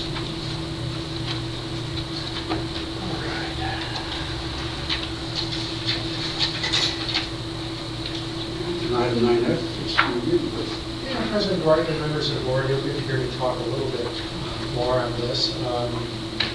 This is about minutes, and it sounds pretty ho-hum, but really, if you think about the minutes of the board meetings, they really document the board's actions, they document your reflection of the board and policies, how you got to the decisions. I think they're an important public document, so we don't want to just blow them off and make changes to it. But as we start looking at minutes in general, and I credit Nancy with a lot of her work with the City Clerks Association for doing this, there's 4 styles of minutes that are out there. There's transcripts. There are, and by the way, there's the very last item, very last page of the staff report of this item has a nice summary. We should have probably put it up front to kind of get everything about. That's kind of so there's 4 styles of minutes. There are transcripts, which is just what they say. There's what's called detailed summary, which is what we do here at the district. There's brief summary format. What a brief summary format is basically the action, the motion, the second, and when you say, for the record, I would like to note, use it for my opposition or whatever, or if a member of the public came up and said something for or against something, those would be incorporated in this minutes, but not a long, extensive policy. And then action minutes are at the other end of the extreme, what the item was, who made the motion, who made the second. Now, there's some illustrations we put in here of past minutes that the district has adopted back in October and September in the detailed summary version. And we've also then doctored out what those minutes would look like if they were summary minutes, so you get a feeling for what we're talking about. So there's that in there. Now, I asked Nancy to ask around what other agencies are doing. Dublin and the city of San Ramon do action items. Motion second, action, motion second, vote. Now they have video recordings, and that preserves some of this. What we have video recordings, and we're getting more sophisticated. Just keep that in mind. The other end of the extreme, Pleasanton does verbatim. As a matter of fact, I've been told, I didn't notice, but I've been told they actually hire somebody to come in and transcribe video. That's not the other end of the extreme. And that's somebody that We believe Livermore style is what we would call brief summary minutes, you know, if someone makes a policy statement, we try to document it. Zone 7 has detailed summaries, kind of like what we do. East Bay Mud is more brief summary. Central Sand is detailed summaries, but I understand they're looking at going to action later.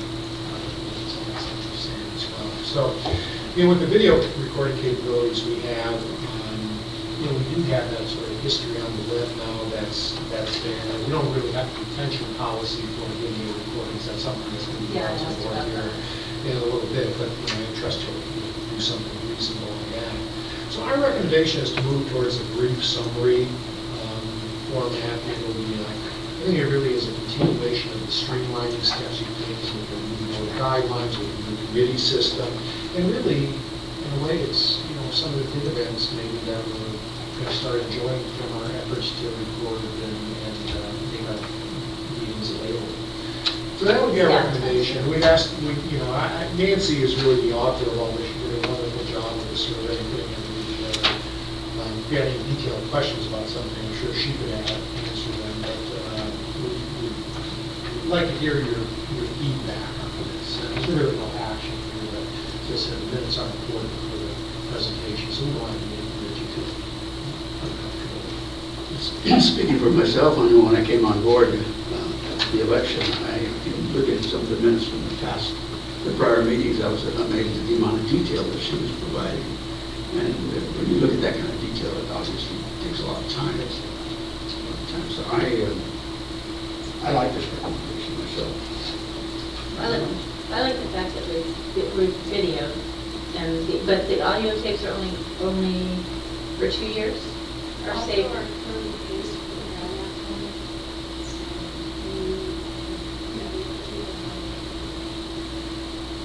But if you do an action, if we keep the video for a certain amount of time, then people always, that's our open and transparency. And then it saves, it's a perfect complement to the action minutes. So now you upload them to YouTube, but we also keep the original. Yeah, here's what's happening. The TV, the camera back there is recording on our hardware. Tomorrow morning, Nancy will upload that video to YouTube.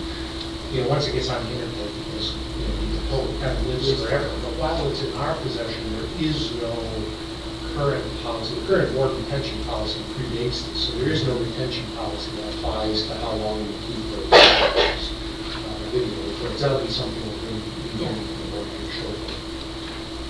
But I think it's a perfect one. Being somewhat old school, I believe in the written word so that someone can pull out a piece of paper, which I have done in innumerable situations, and report that such and such a thing happened. So while I don't think we need to be as global as we have been, I would hate to see them cut down to move on to the next item.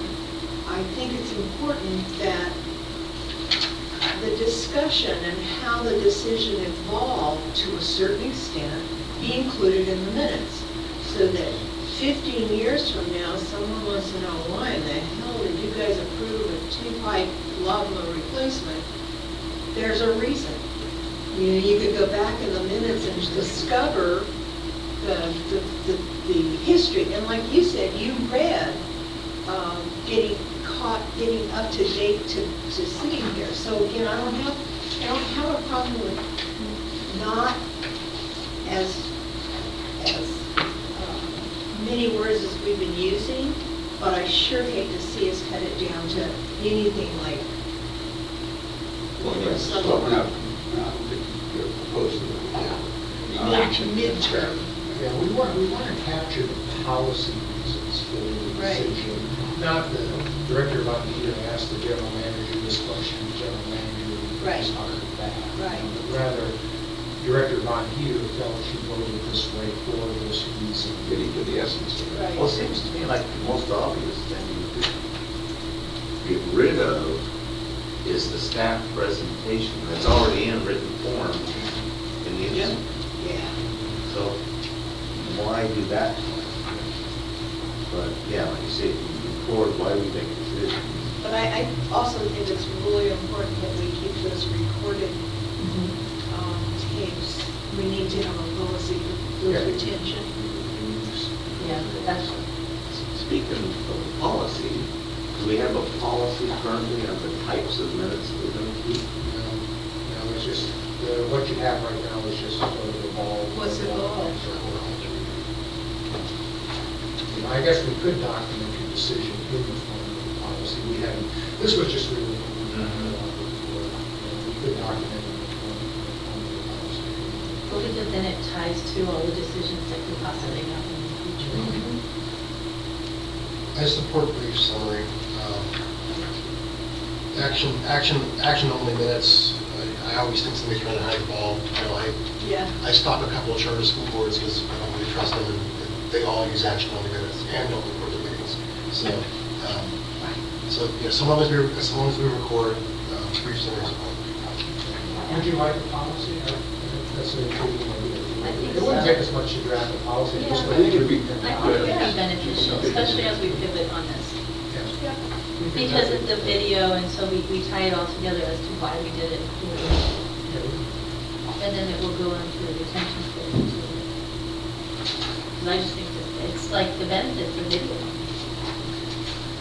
Unless staff. Policy, how long it should be, Right. without relying on Mr. YouTube. I mean, we have, if I'm right here, Nancy, we do have binders of all the minutes, right? Back to 1953. That's a The minutes are- requirement. The minutes are permanent records. That's what I thought. So like the videos can be the same. You know, you'd be surprised at how many places don't know that.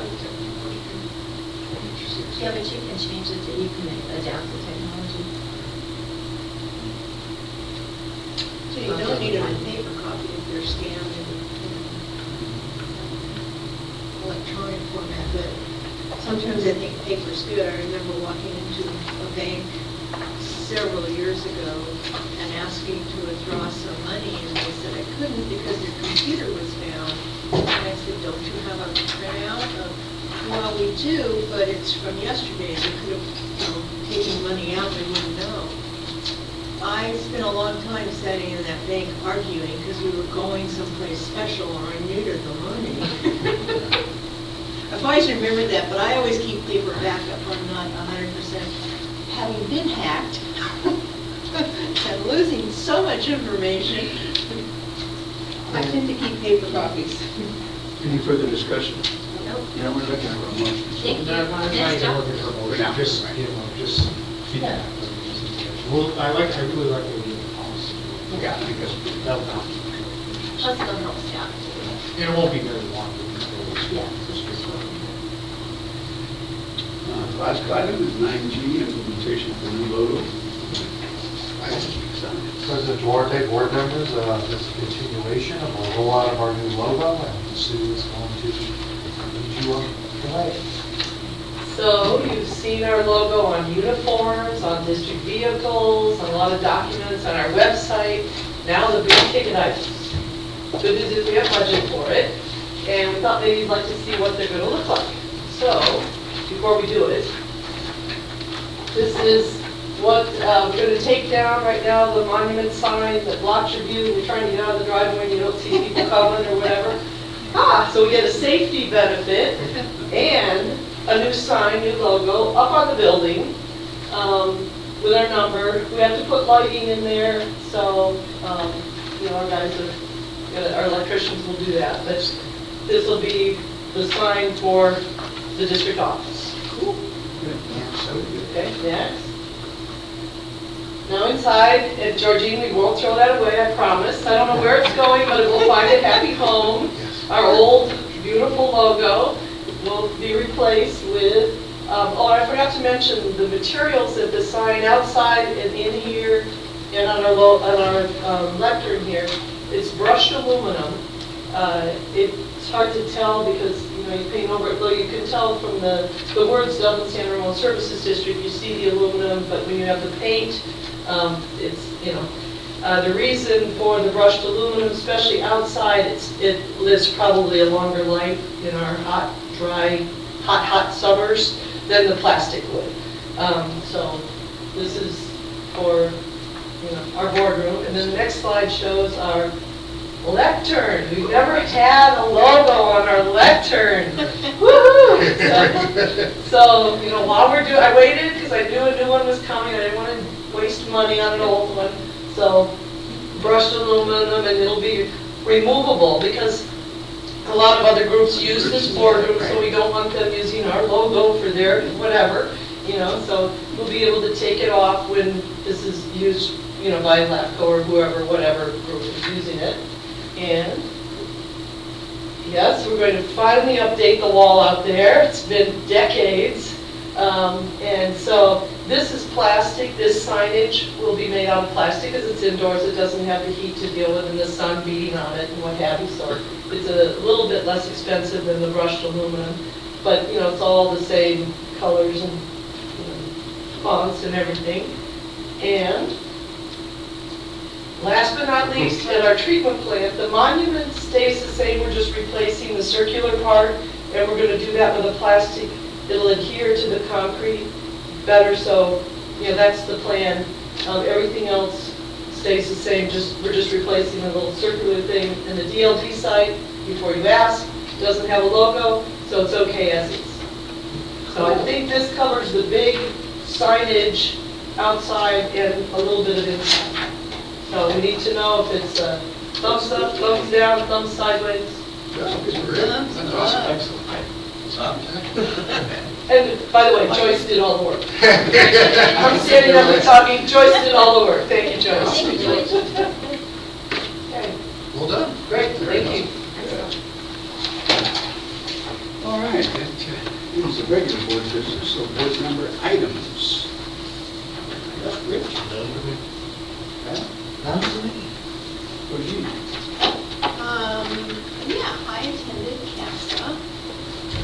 And the first thing, I always like to show up Wednesday morning early so that I can attend the CASA board meeting. You find out a lot about what the organization as an organization is doing. They're working on the business plan right now. They are revising the election and nomination procedures and the bylaws because there's been this change so that the board rotates normally like a board would with 3 to 4 members coming up each year. They also contributed $2,000 to an effort to write some reform legislation for Prop 218, which I thought was kind of interesting that they would want to contribute to a political thing, but I can understand the reason for sure.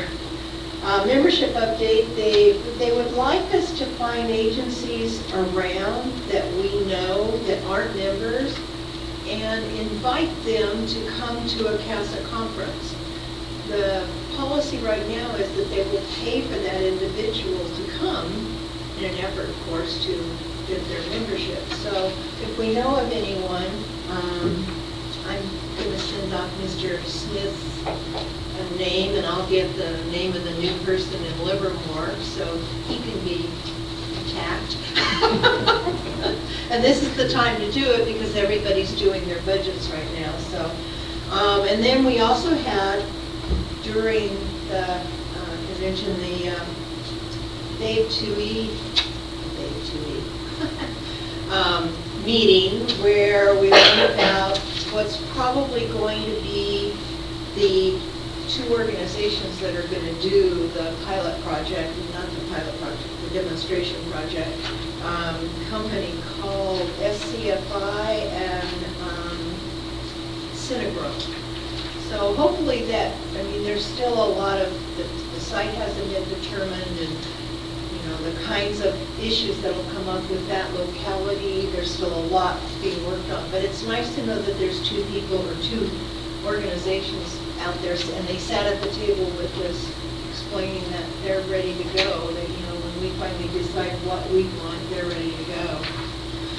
And then the actual conference itself was real interesting on Wednesday afternoon. Again, they've been changing the way they approach things. On Wednesday afternoon, they had track sessions. And what they did is they did presentations of some of the awards, what those awards were for. That's where Dan Lopez and Levi made their presentation. There was also a good presentation, which I'm really sorry I missed, is best practicing governance of a utility in the future, board orientation and leadership, and that's Brent Ives, the gentleman that we get the emails from. I walked in at the end of his after I sat through ours, and I mean, he just had the group enthralled. I think we do pretty well, but there's a couple of agencies around here that I think could use his services. But then on Wednesday morning, we started into the conference itself, and of course, you know, I had the awards luncheon, and the keynote speaker was Felicia Marcus, the chair of the State Water Board. She was interesting to listen to. Didn't seem to be real positive about the future with water, which I wouldn't expect her to, but I mean, she was telling it like it really was. And then there were several presentations on Thursday and Friday. It was really a very good session. I enjoyed it very, very much, as usual. I mean, I really like what Cass is doing. Again, the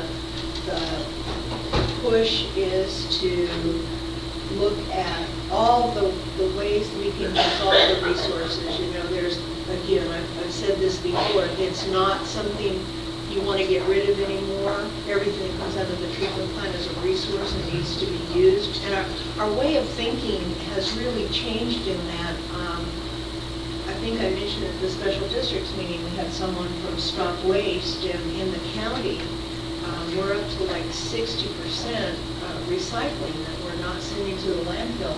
And I have to be honest, I didn't think we'd get there 10 or 15 years ago when this all started. But we're really getting more and more aware of what we've done to the earth in general and trying to reuse these things. So I'm proud of us for being, you know, right there with it. The only other thing I have to report on is I have a request for Nancy and her staff. You give me binder clips for these great big huge things. Please don't staple them. I try and take them apart because I save the minutes in another, but I can't get this out. Thank you. That's all I have. Everything is stable. I know. Don? Okay, I'll try to be brief. I went to the East Bay Leadership Council dinner, which was a moderated discussion with Congresswoman Ellen Tauscher and Bush's Chief of Staff, Carl Rove. It was a very respectable discussion. I think people were waiting for it to fly, but they actually worked. They had some complementary issues on international affairs, community college funding. They agreed to that it would not be a good thing to do community college funding. Carl supported Ellen for running for the Senate seat that's coming up, where she promptly says she loves the private sector. But it was a good diet. I think it was really good. It was great connecting, networking opportunities. I sat at the East Bay Mud table, so was able to chat with John Coleman and work with staff. And so it was good. The next one is there's an upcoming event called Imagine H2O, and it's their water gala that's happening on March 18th. They're kind of looking to all the water agencies in the area to see if we can help fund it. So I don't know if we are doing anything at the staff. I got the same email. So I don't, has this organization been around? Is this a, what's the name of the organization? It's called Imagine H2O. So, yeah, that's kind of what I thought too, so. But anyway, also, so that's something staff wants to look at if we want to see if it's worth supporting. A role of CSDA, there's, like Kurt said earlier, I left a little note, if somebody's interested in finishing off that particular board seat. And then the big and best, what I really enjoyed was the Special Districts Leadership Academy Conference. Has anybody else besides Ed and I been to that? No? I tell you, as a board member, it was very, very well attended. Over 120 people were there.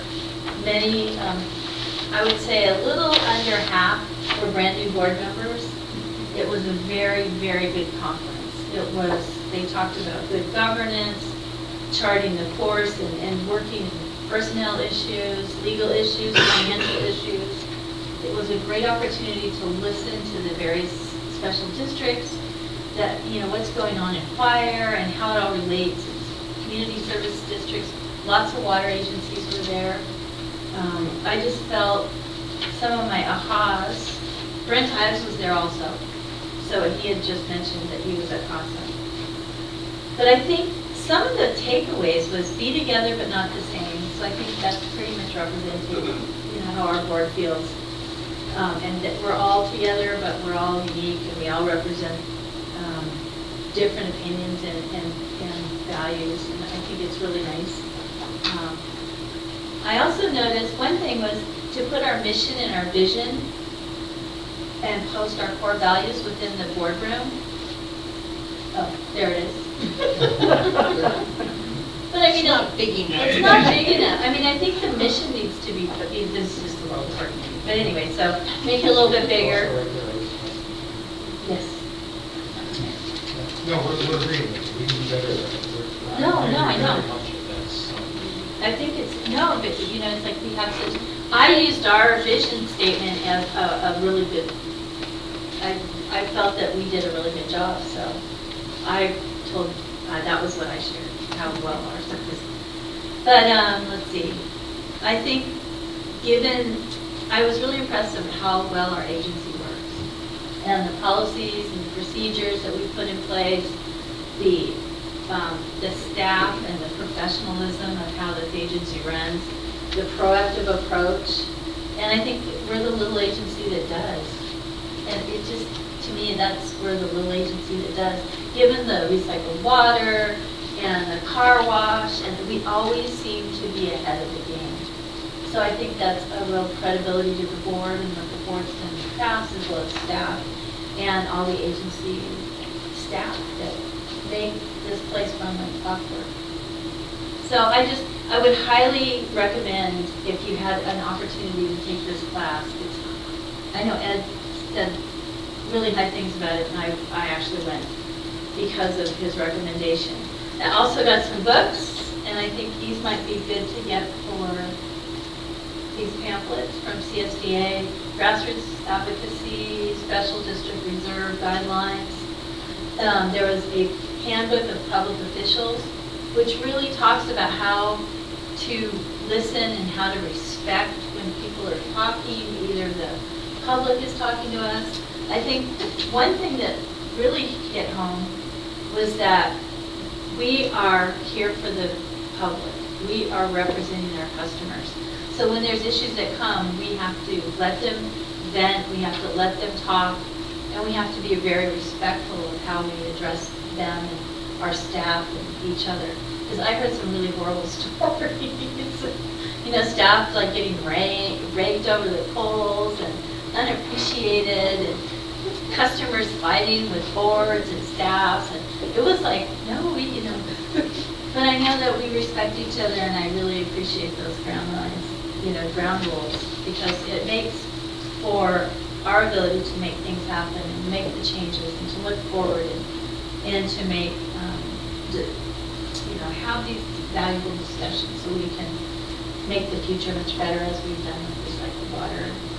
But anyway, these books also are very good. This one was really good, Boards That Make a Difference. So if you're on a board, this is actually a really good book to have because it really goes over the guidelines, it goes over governance, it really is comprehensive. And then also public and open, the open and public meetings, this is the Ralph Brown Act. So this was also by the League of City Voters, or League of California Cities. So anyway, those are just some of the trinkets that I got. And I would love to see staff get some of these I as will well. send you an email for those are details. Yeah. I put them in my report. I gave you guys all a copy of my report. There you go. So anyway, so you guys can have this, and then also get this really cool book.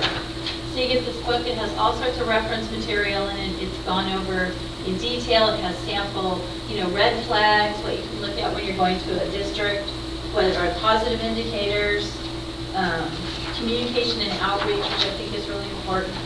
So it's really chock full. And then last but not least, there's the special district board member trustee handbook. This is just a really, I can pass these. But there's really lots of good stuff in there. So I highly recommend if you have a couple days, it's definitely worthwhile.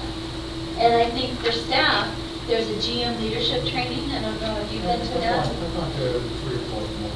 Yeah, I mean, it's not something you want to go to every year, but it's something that's really, I think, every few years, if you've been on the board a long time, it's kind of a renewed, we know a lot of this, but I think it's really, I don't know, Nancy, do you ever go to the secretary? I've gone through some of their courses over the years and we haven't. Does staff go to them too? The other staff? Not so much. We focus our efforts on water reuse and CASA. As you know, I know. they make a career out of it. Yes. But I think because we're a special district and because we're really, there's just some mighty organizations out there that really we can benefit from their discussions. Some general managers and some operations managers were there as well. So there was a good representation. Yeah. One GM brought his entire board, which were there's 2 or 3 new people. So it was really, and so he was there with them. So it was a great, I don't know, so anyway. There's my 10 cents. This is cool. The Special District Leadership Foundation has a Dr. James Common Scholarship. Yes, it Yeah, does. they do. That's neat. And my old boss, Because he was on the board. yes, my old boss, Harry Ehrlich, was actually in the recent bulletin. He is my old boss, and he was the one that died. I was immersed in the CSDA culture on behalf of because of him. So it's nice to take. They also, well, one other thing is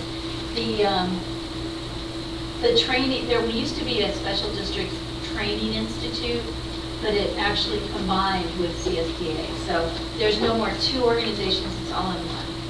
Which I think sometimes people got training and they're like, well, go to this, or go to that. They've all combined into one. And that, I think, is the end of my report. My brief report. John can't be brief. That's a Well, I want to comment on her comments. When I went to this session last year, I came away with the same thing. The single thing that impressed me the most about the conference was that a lot of the ideas and policies and lectures were about issues that I have seen here being addressed. And we truly are a leader in that, as far as special districts. On January 26th, I attended the CCSDA chapter meeting. 3 quick bullet points. Bert is our new chapter treasurer. I think he was talked into it, or he's the one now. We don't even have a vote, and you're the treasurer. Excuse me. No. Second, there's some, Eric, I never can say his last name, the legislative representative. Swalwell? No, Fluger. Oh, Eric oh, Fluger. yes. He had reported that there is some pending legislation to increase approval limits for GMs from the 25K to 50,000. And I thought an interesting comment from the audience was that for a smaller district that has a smaller budget, they felt that would be too much. So that's still being debated. And lastly, the speaker was Linda Best from the East Bay Broadband Consortium. And she told us that the East Bay is working on, AT&T and Comcast are working to increase the broadband infrastructure in the East Bay, but we are woefully lacking. And a lot of room to improve. The only two cities that received passing grades were Brentwood and San Leandro. Well, we certainly wouldn't, since we just turned down 18. I know, that came up, Bert mentioned that as no further regular business. At this time, the board will be going into closed session for one item on the agenda, submittal of the public employee performance evaluation.